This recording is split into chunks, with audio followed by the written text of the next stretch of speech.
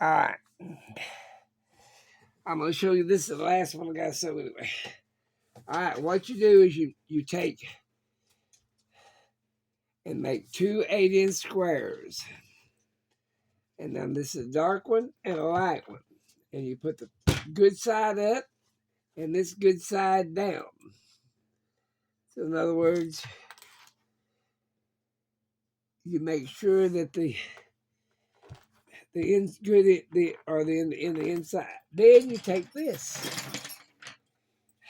out to why it's taking me so long. And then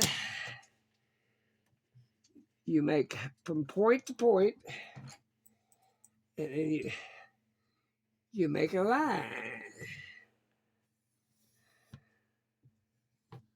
And then you go back a 1/4 inch, which would be the numbers on this, is a 1/4 inch wide. And then you make another line.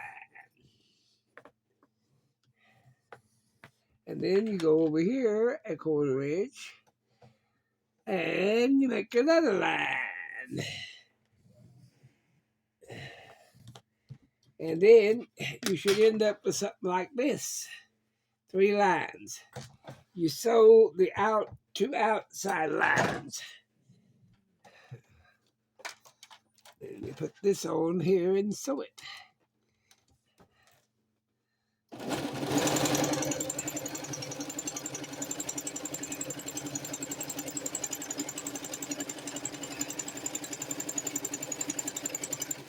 And then you turn it. I could have turned that, but you know what sewing is shit. Then you sew the other outside line.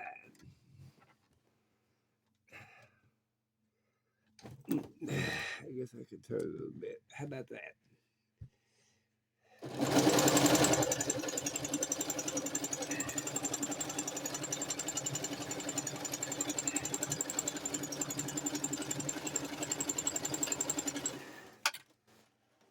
And then you trim off. All right. Let me see what you got here. So you sew both outside lines.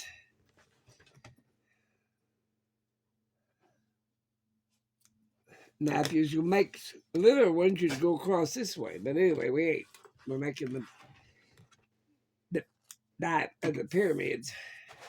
Triangles is what it is. Then I take this, which I can cut it on this, but I don't want to cut it on that over and over for 1,000 times because it might leave a crease. Then you take your cutter.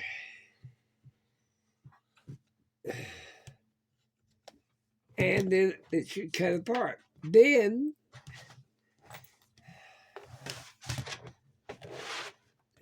you take one of these and you fold to the dark side. In other words, this seam right here, you fold it to the dark side. And then you can press it then, and I always trim off a little bit of stuff on each end.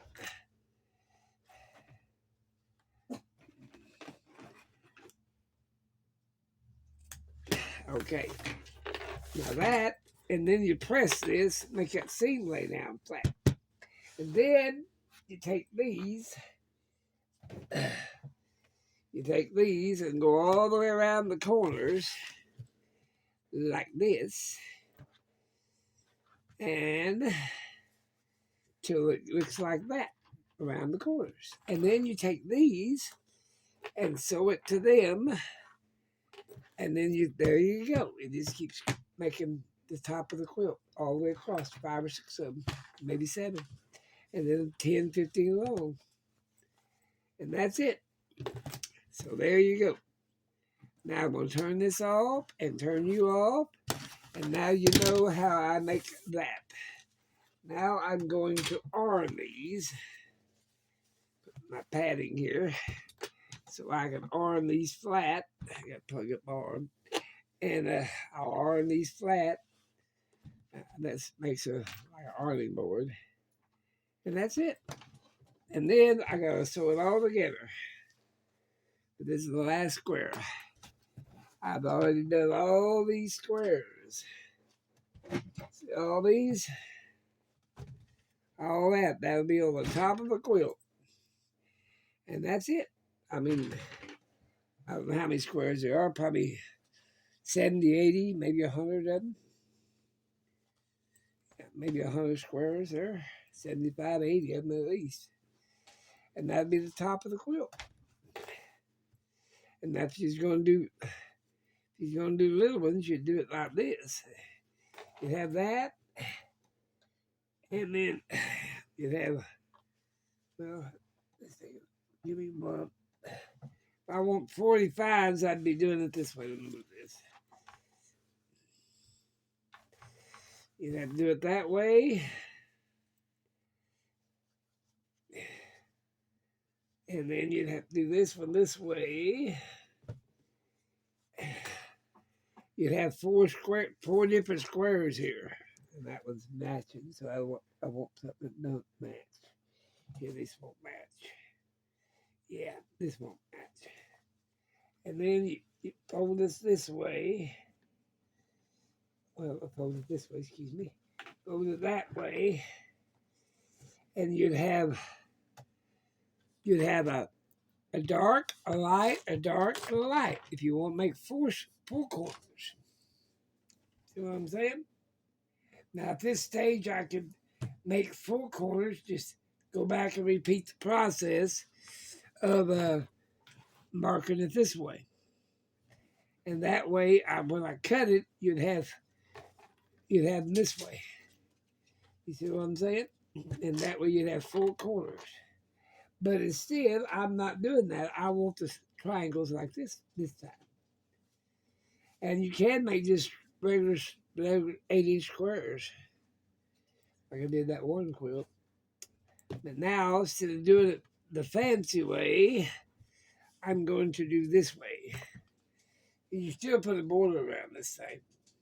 That's what you do. But I don't want 4 different colors that make it too busy for me. I want it, yeah, it'd be like that. But anyway, that's it.